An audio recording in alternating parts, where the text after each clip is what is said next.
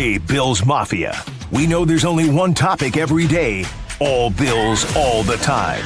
And now Matt Beauvais and Sal Capaccio are going really deep, talking Bills all year long, because it's always game day in Buffalo.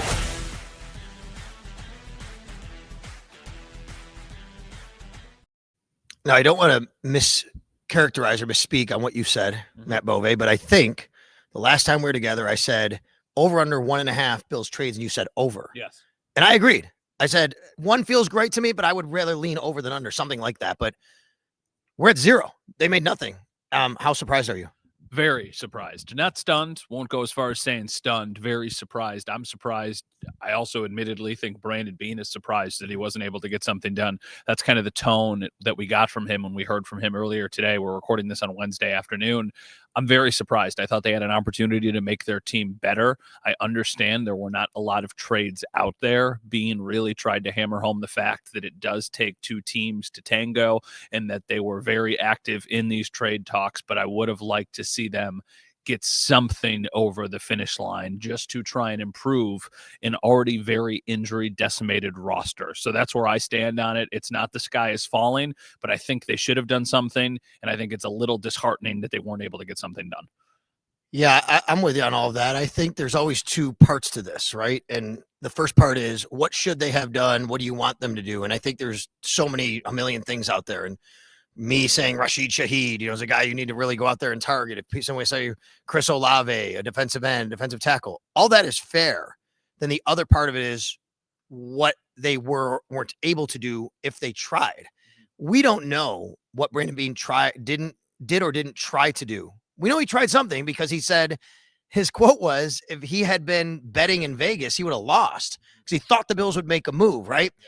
But at the end of the day, salary cap constraints, and then obviously the price point on certain players. The other thing he talked about was fit, coming in here, wide receivers, learning the playbook. How did you feel the answers to that all went, and what you're thinking about how he explained it all? He did a fine job explaining it all, but it's not anything that we wouldn't have expected. There wasn't a ton of, I don't want to say depth to it, because this is not a shot at him or anything like that. It's just not anything earth-shattering that he said. I do think, though, that they tried, and I do think that they tried within the division. I'm wondering if that meant that they were trying and making calls on Jalen Waddle and Garrett Wilson. The issue I would have with that is, if those were the calls you were making, did you have backup plans? And I've seen other names reported. We were talking about Deebo Samuel at some point on Tuesday. Calvin Ridley's name was another one that was thrown out there. So I'm sure that they were looking around, and they probably just were not willing to pay the price that some of these teams were asking for. I just am hopeful or hoping that he didn't rely too much on trying to land a big fish in the division, because the likelihood of that happening probably wasn't very high to begin with. Right. And if he did try to do that and it didn't fall through, it's like almost all or nothing, right? Because you had Rashid Shaheed go for a 4th and 6, right? Would you have been okay with that? I would have. That's a lot, though. Right. I don't think it's nothing. I think people throw out like, who cares? Heck with the picks. And I understand that point of it, of you have this window. I'm not pushing back against that, but a 4th and a 6 for a guy that's going to come in and be a piece of your wide receiver group. I did like him a lot, but when you think about it, that is a pretty substantial number. Their 4th-round pick this year is Deion Walker, so you never know what you're going to get. They've, for some reason, been really, really good at drafting in the 4th round. That seems to be the one round where they almost hit a slam dunk every single year. It's not. If they would have made the move, I would have liked it. I would have given them more praise than criticism, because they did something to try and address this team in a deficiency that this team has, which is a lack of verticality and a lack of a deep threat down the field. They probably thought that the skill set is a little too similar to some of the other pieces that they have. I don't think anybody they have is to the level that Rashid Shaheed is, but I bet they thought it was a tad redundant, and that's why they ultimately didn't make the move. Because a 4th and a 6th, I'm sure if they wanted Rashid Shaheed, they would have been willing to pay that. Like, that's not something that you would completely scoff at. So the fact that they didn't pay that, Brandon even said everybody's available at the right price. Yeah, everybody is available at the right price. He made a couple other interesting comments and almost insinuations that there were some teams where he thought players would be available because their seasons haven't gone like they anticipated, but that for some reason those teams wanted to keep those players. And I started to wonder who that could have been. I know that they didn't have a ton of money and a ton of operating room, But, I started to pop over to, were the Bengals a team? Like, were they ever interested in Trey Hendrickson, or was it the Commanders? And was that why something with Deebo Samuel didn't materialize? Or I think Commanders team I go to, because the reports we got, and our buddy Tim Graham actually tweeted this out from The Athletic last night. He said Deebo Samuel and Von Miller could be on the Bills' radar. And I thought to myself, two things about this. Number one, Brandon saying what he said today gets me to, well, maybe the Commanders are that team where they just don't want to give up on the season yet, right? So they're not, they didn't make any trades. The other thing was, honestly, you want to talk about redundancy? If they would have traded for Deebo Samuel, to me, that would have been redundancy. Yeah, for sure. The only thing that I could have justified there is, well, he immediately comes in and he's your punt returner and your kick returner, especially your kick returner, which is something that they've needed. And then you probably move on from Codrington, and then basically it's a wash. It's not like you have to do another move. Von Miller is a depth piece. He had 4 sacks this year. So I would have been like, okay, I can understand. He knows your system. You can have him as a rotational guy. But that falling through, if that's something that was out there, is not a huge deal to me. It's not like the trade deadline would have been a win if they added Deebo Samuel and Von Miller. It would have been like, okay, you got some guys. Let's see what they do. Now it's, you didn't get anybody. Let's see if this roster is good enough to go and compete. And, Bean said a couple times he thinks it is, but of course he has to say, what's he going to say? No, I don't think we're good enough to win a Super Bowl. Do you think it is or it isn't? They are currently, I believe, the Super Bowl betting favorites. If not, they're maybe number 2 or 3 at worst.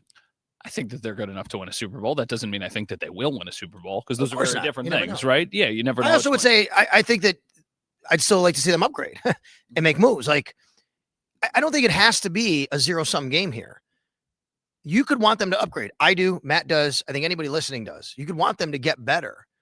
I don't think it means because they didn't make a trade, they're still not good enough to actually win the Super Bowl. They are still one of the best teams in the league and have an absolutely legitimate shot to win the Super Bowl. It's not such a black and white conversation. No. There is so much nuance that goes into this. And that's actually something that I said on TV Tuesday night. The sportscast starts at 6:20. So it's 2.5 hours after the trade deadline has come to an end. And I think in those 2 hours, there was a lot of frustration and a little bit of panic from the fan base of, why didn't this team do something to attack this window? And I very much understand that. But 2 days prior, they had beaten the Kansas City Chiefs. The team that a lot of people thought was the best team in the NFL is still the best team in the NFL and has obviously been the most dangerous team in the AFC for basically a decade at this point. So I think they can go toe-to-toe with those teams with the roster they currently have. I wanted them to be able to add even more to separate themselves from the pack a little bit, because I do feel like the AFC is very, very wide open this year. Like, kudos to the Colts for going all in. That's a lot to give up for Sauce. It's a lot to give up to me, because I still don't completely buy into Daniel Jones. So now all of a sudden you've mortgaged your future and you're banking on him continuing to be very, very good, which feels a tad risky. But I'll never give somebody too hard of a time for being that aggressive and going in. Right. I would always rather your team be very overly aggressive than passive and sitting back. All right. And I want to get to that and around the league in a second, but it's clear though, the Bills are still looking for something on the D line. They brought in 3 guys for tryouts. They signed Kingsley Jonathan to the practice squad. They brought up Fedarian Mathis as a defensive tackle. And look, these moves don't have to be like game-changing moves, but but they are representative and really show you what they're thinking, which is they need more on the defensive line. And now Joey Bosa has a wrist injury. We don't know his status. And could this be something about, maybe even Joey Bosa's status, because he's not practicing today with a wrist injury. We can talk about that and James Cook and everything else about today, but defensive line still feels like it is an area where, because of the Michael Hoyt injury, they are looking to figure out how they want to play this. Yeah, the other thing, too, is I'm double-checking to see if he posted it. A.J. Epinesa is in concussion protocol. Okay. So that's why he is not practicing in this game. So now you're talking about A.J. Epinesa in concussion protocol. Yeah. You're talking about Joey Bosa with a wrist injury. You're already thin at that position. What do you do? Is this now a Landon Jackson game alongside Greg Rousseau if you're without 2 of your 3 top pass rushers? Well, actually, without 3 of your 4 top pass rushers, because Hoyt is no longer part of that mix as well. Heck, you want to throw Oliver in there? That's what I mean. So, you are really, really thin there. I will say that with Bosa, this felt like it was an injury that lingered from the Panthers game, this wrist injury. So I wonder if they are, even though these are not veteran rest days, I wonder if they are just being more like load management days. Thursday will be the big injury day for the Bills this week, but it's not a good sign to see all of those guys and James Cook, for that matter, on the injury report right now. And for James Cook, I don't know if anything happened else in the game, but the very first series, he got bent backward, and there was a report from CBS during the game from Tracy Wilson. I was on the sidelines with her. She said, did you see James was getting his ankle taped up, and they were checking him out? So I checked it out, and I looked, and I watched him the rest of the game. He didn't seem like he was totally 100%, but he was fine. Obviously, he played a good game. I would think maybe it's just from that. And to me, that's a good sign because that means he played the rest of the game. Yeah, he played the rest of the game, and he was actually asked about it after the game by, I believe, Catherine Fitzgerald from the Buffalo News. And he basically said, I guess we'll see next week. Like, would this be something that is lingering into next week? But he said it with a smirk, like, I think I'm going to be out there. It's also, by the way, a game in South Florida where he's from. Yeah. I think he'd want to play in this game if he can. The quote from Sean about Cook was that the injury came up during the game and he's been sore the last few days. So once again, sore, really good player. Maybe this is more of a load management situation. Maybe this is maybe for James Cook, this is a game where he's not getting 75% of the snaps. Maybe this is it's a 40% snap game for James Cook, depending on the game script. Obviously, if the game is really, really close, they probably want James Cook on the field. If it's not, then maybe it is a healthy dose of Ty Johnson and Ray Davis. I mean, look, they're playing a 2-7 Dolphins team. And I'll be the first to tell you, don't you ever overlook any team in this league, especially division opponent. And we know that the Dolphins offense is good. But on the defensive side, they just traded Jalen Phillips. And apparently Chop Robinson is not going to play in this game. He's in concussion protocol. And the way that Mike McDaniel made it sound actually today during a press conference was basically like not good. And this is a team, maybe the Dolphins, where maybe you can get away with, not having James Cook, as you say, on the field for all those snaps, and it's a Ray Davis, Ty Johnson game. The only thing that scares me is that they still have the ability to break off big plays because of Devon Achane specifically, and then Jalen Waddle as a secondary component. And they're a weird team because 2 weeks ago, they beat the brakes off of the Falcons, they did. A Falcons team that really gave the Bills a hard time. So I'm having a hard time figuring out what I'm going to expect with this game on Sunday. The Bills should win. The Bills are the better football team. But with these division games, sometimes weird stuff happens. So I'm not overly like, write it in pen. The Bills are winning this game. And that's why I'm like, these injuries, the more shorthanded you are, the more I think the Dolphins have a chance at pulling off an upset. All right, he's Matt Bove. I'm Sal Capaccio. This is It's Always Game Day in Buffalo, and we're in the Bills press box right now doing this on a Wednesday. It's very windy out here. Thank God there's not a afternoon Sunday game out here today, because today's not the day you want to be on the field. Well, today is the day that you want to be on the field if you were playing against a quarterback that doesn't have a very strong arm, or honestly, really anybody, because of the way the Bills run the ball now and how effective they are. You would love for this to be the type of weather that you got in a playoff game or in a really, really big moment, because, I can't imagine Tua coming into this game with this wind, like if this was a game. Yeah, by the way, we're looking over the flags, and they're blowing pretty heavily at the top of the goalpost, those orange flags. You can subscribe to the podcast. We appreciate that. At Sal Sports on YouTube, you can watch us.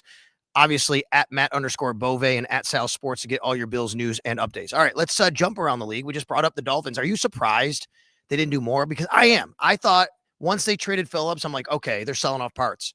They did not trade Bradley Chubb. They did not trade Jalen Waddle, which I thought they probably wouldn't. But it just feels like, and it felt like maybe, I guess, Matt, when you fire your GM, when they did last week, the thought is you do that so there's no attachment so you can move on from players. And then they don't move on from players other than one of them. I saw a lot of Dolphins fans posting on social media about the landscape of the AFC East, and it is stark because you go, the Bills have the reigning MVP in Josh Allen. The Patriots have this young stud in Drake May, who is an MVP favorite right now. The Jets now have 5 first-round picks in the next 2 years, and we have a terrible salary cap situation, Tua and Mike McDaniel. What in the world are we ultimately going to do? And it feels like for the Dolphins, things are going to get worse before they get better. Which is saying something. They have a team that has some talent, but they are still trying to figure out what their quarterback situation is. Chris Greer was the guy. Maybe he's the lucky one. Maybe getting out now is the better thing than going down with the ship, if that's ultimately what's going to happen. I watched the Thursday night football game between the Ravens and the Dolphins. I think I saw most of the game, but I was flipping back and forth between the Sabres as well. Tua was not the reason why they lost the game, but he did nothing to elevate his team and make it competitive against a Ravens defense that, although it's playing better, is still very suspect. I thought after watching that game, there was a chance that we were going to see Quinn Ewers take on the Bills. Now, obviously, it has not gotten to that point. And with what Tua makes and with what's going on there, I don't know if we'll ever get to that point. I don't know how bad it would have to get. But that is a team that is lost right now. That was the big, bad, scary offense of the Miami Dolphins putting up 6 points. It was 6 points, right? Yes, I believe so. They missed an extra point, I think, they scored, right? Against the Baltimore Ravens. Like, that's ridiculous. I'll look it up. Yeah, go look at. I think they scored and missed an extra point. Maybe it was 2 field goals. Yeah, they got stopped early. They had a penalty when they were close. They got stopped. They kicked a field goal, and then another field goal later. That's a great way to put it about Tua. 28-6. It's a great way to put it. Like, yeah, I mean, he doesn't cost you games. He also doesn't win you games. I mean, there's been times in his career when he was throwing for 1 billion yards a couple years ago at the beginning of the season. Oh my God, MVP candidate. But you're right about that. All right, the rest of the AFC and the AFC East, I should say, especially because the Jets make 2 huge moves, moving off of 2 star young players, but now they have 3 first-round picks over the next 2 years. In addition, 5. Right, in addition to their own, which is 5 total. Thank you, 5 total. That's okay. 5 total first-round picks. Look, I think it's nice to think about, but it's the same thing I say about the Sabres. When people tell me and would tell me, boy, the Sabres are so young. They have all this talent in the pipeline. My response is, again? Like, it's the Jets. Again? Like, you have all these picks again? The last time these picks, you know what they did? They drafted Breece Hall and Quinnen Williams and Sauce Gardner, and now they're trading them away because they can't get the quarterback right. But they send Sauce to the Indianapolis Colts, and the Colts, as you said, give them credit. Oh, my God, here comes the wind now, too. The rain now. To their credit, they're going for it. But your just overall thoughts about what the Jets did on Tuesday? I commend them for it, which might be an interesting take and something that some people disagree with. Oh, I do too. I think it was smart. I just don't know if it's really going to matter for them. I think it's important to understand and have enough knowledge to realize, how is this going to get better otherwise? Yeah. It was not just going to be, they tried to put a Band-Aid on it with Aaron Rodgers. They thought, okay, if we get this quarterback who can play good, we'll have a great defense and we'll have a quarterback who can at least keep things steady and tread water, and we're going to be a good team.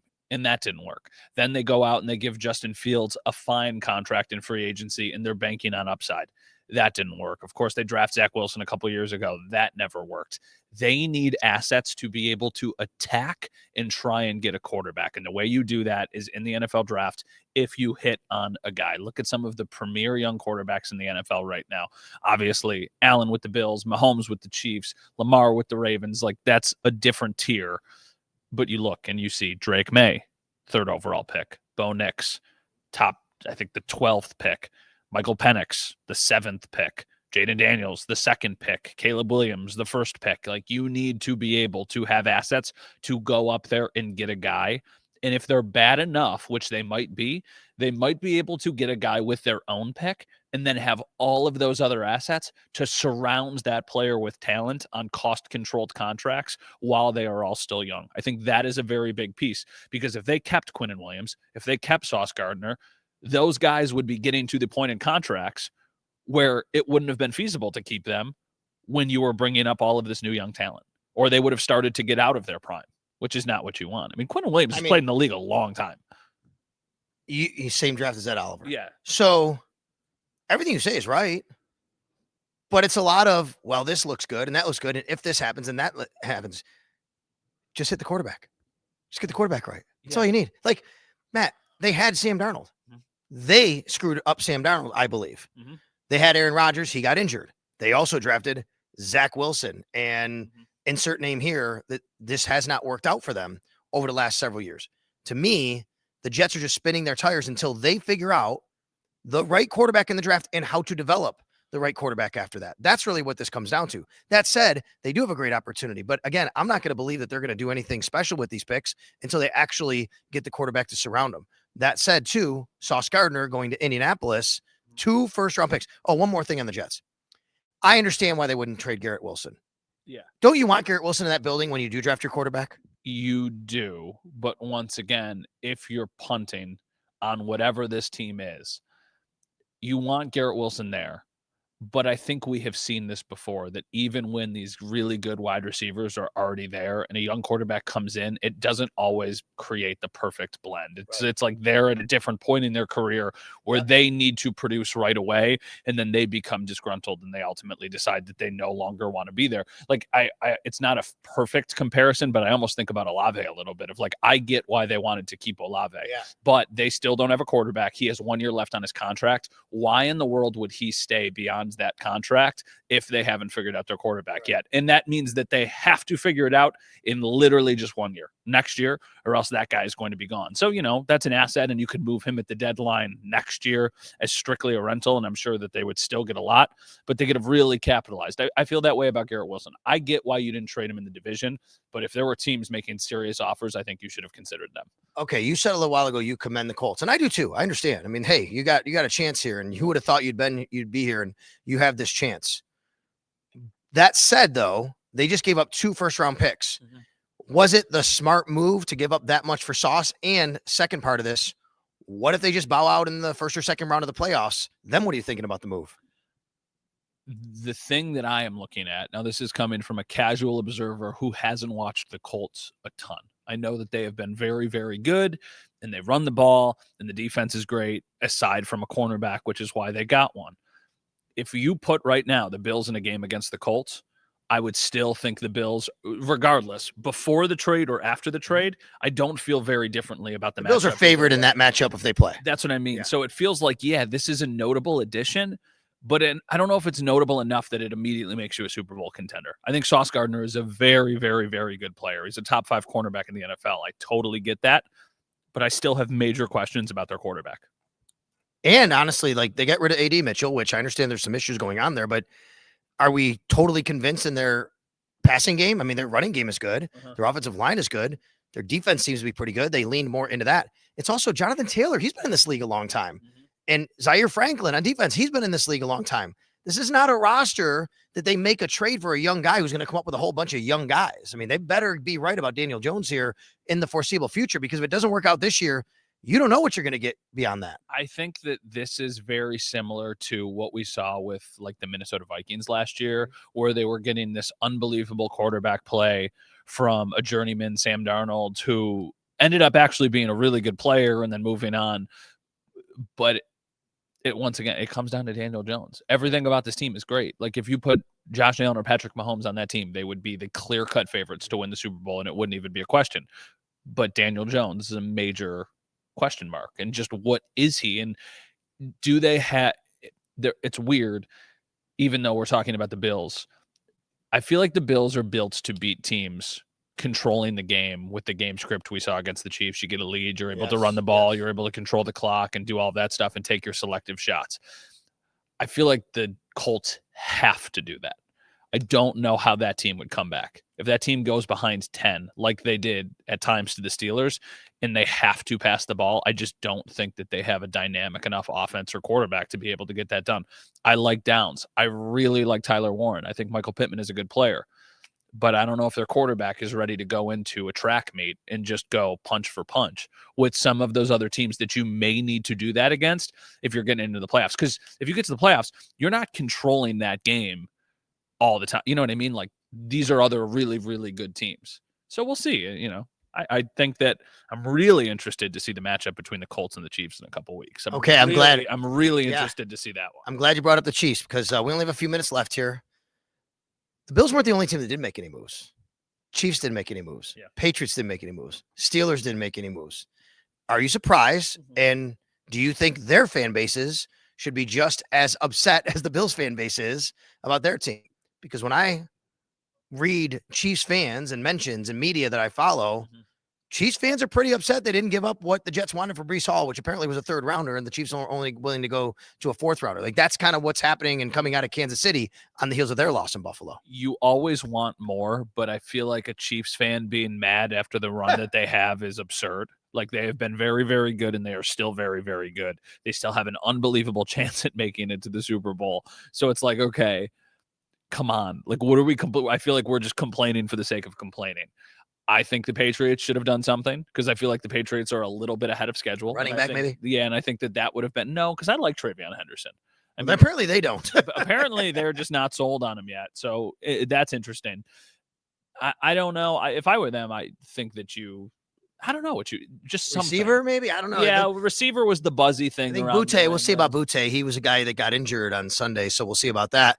Steelers were very much rumored to be in. The other team that didn't make, the team I was maybe most surprised that didn't make a move was the Broncos, because it felt like they were going to be aggressive and they didn't do anything. I think that those teams and the fan bases for those teams should be more frustrated and mad than Bills fans and Chiefs fans, because I feel like it's a different class. I feel like those teams need to make moves to try and be able to compete with the other teams like the Bills and the Chiefs, where the Bills and Chiefs are trying to make other moves to separate themselves from the pack or to just be a little bit ahead up on that basically other team. The Bills trying to be ahead up on the Chiefs and then vice versa.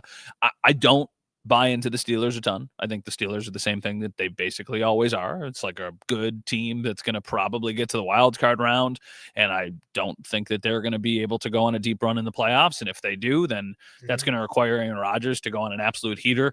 Them beating the Colts this week makes the AFC North very interesting, because I would still think that the Ravens win that division, even though they're 3-5. They still got 2 head-to-head games. I still think the Ravens are a much more dynamic team than the Steelers are, but weird stuff happens in the AFC North. The one thing I'll say, though, is that, you talk about the struggles of the Ravens, you talk about the struggles of the Chiefs. If you're the Bills, it's early to have this conversation. If you're the Bills, I do not think that you want those teams in the wild card round.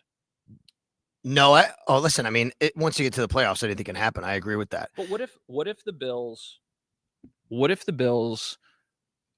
win the division but aren't the 1 seed? What if they're the 2 seed? Now all of a sudden you have the Ravens or the Chiefs coming to town in the wild card. That's the draw. I know. That's horrendous. It sucks. It's almost like one or give me a wild card. Yeah, right? legit. Like, because if you're the Bills, right, it almost feels like right. if you're not the 1 seed, you might rather not win the division. As crazy as that sounds, because if you don't win the division, I think you have a better chance of playing against either the Broncos or the Steelers or one of those teams. I don't disagree, but there is something to be playing at home instead of 3 games on the road, right? I mean, like, you would be at home anyway if you win the division. Would you wouldn't rather go to Pittsburgh on the road as a 4-5 or host the Chiefs as a 2-7? Yeah, I would rather go on the road to Pittsburgh, no doubt. Yeah. I know. I'm just thinking holistically here, like having a home game, right? But okay, last question. We only have a couple minutes left. I was thinking about this today because you and I have talked a lot about the Bills draft over the last few years. We had this big thing about the Bills versus Chiefs, which is a really interesting discussion. I brought up, and I'm looking at it on the screen here so Matt can see it. A lot of you, if you can go look at it somewhere. The question is basically this: does the recent ascension / success, albeit limited, of Cole Bishop and Max Hairston make you feel any differently than you have about the Bills' last two draft classes? Not last year's, this year's, yes. Last year's draft class is really gross if you look at it just from top to bottom. Now, there are still some questions that we have. We don't know what Keon Coleman is, but that has been far too inconsistent. Dwayne Carter, the same thing. Ray Davis has really been a non-factor this year. Cedric Van Granger, still don't really know what that is. Ulofoshio, obviously not a thing. Solomon has been fine, a good special teams player. Solomon is probably exactly what you get out of a 5th round pick. Exactly. Right? Yeah. And Tylen Grable is a player that they really like, but who has been unavailable because of a concussion. So that's an interesting one.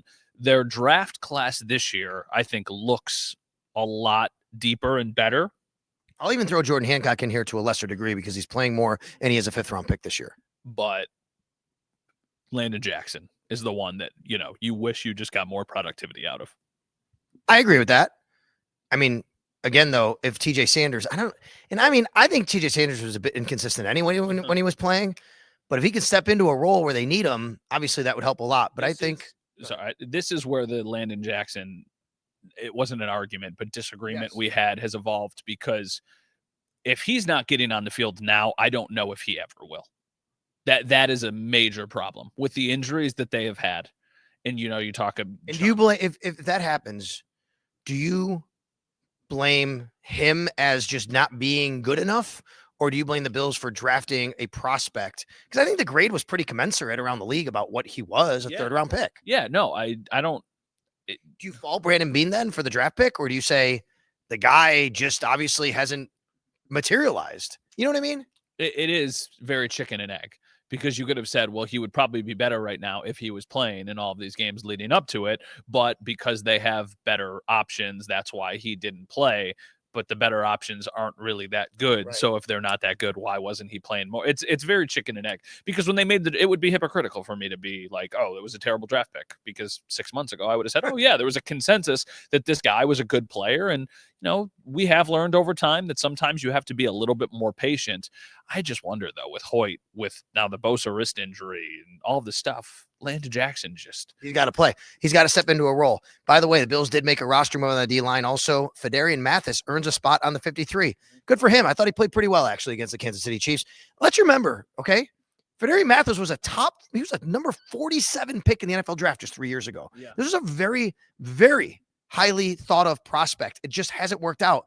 Maybe this is one of those cases where change of scenery, a couple years down the road, he develops, and maybe the Bills found something. Who knows? Yeah, definitely. And I also think that it speaks volumes to how much they like about Fedarian Mathis, that they elevated him over, or put him on over like Zion Logue. That's right. Like that's another player that they have had. And we had talked about, it feels like it's a no-brainer that they will put Zion Logue in that position. So I'm sure that they liked what they saw out of Fedarian Mathis. And then, Jimmy Charlo now not on the practice squad. Like that's a tough one, because Bills fans really, really liked him. Kingsley Jonathan is back. Kingsley, I need a Syracuse guy on the team. He's finally back. And Corey Couch is also back. Do you think that says anything about Taron Johnson's health status? Because Corey Couch is mainly a nickel. Maybe. I didn't really think about that. That's a good point. I didn't think about that. I'm wondering about that as they go into a week where Cam Lewis has probably got to be your main nickel again. Okay. Thanks a lot to our producer, Mike Rabier. Thank you for watching and listening. We touched on a lot today, and we'll touch on a lot more as the week goes on. It's Miami week, folks. We know what that means around here in Buffalo, regardless of the record. I know a lot of you are heading down to South Florida, and we'll get you prepped for that game as the week goes on here on It's Always Game Day in Buffalo. Thanks a lot.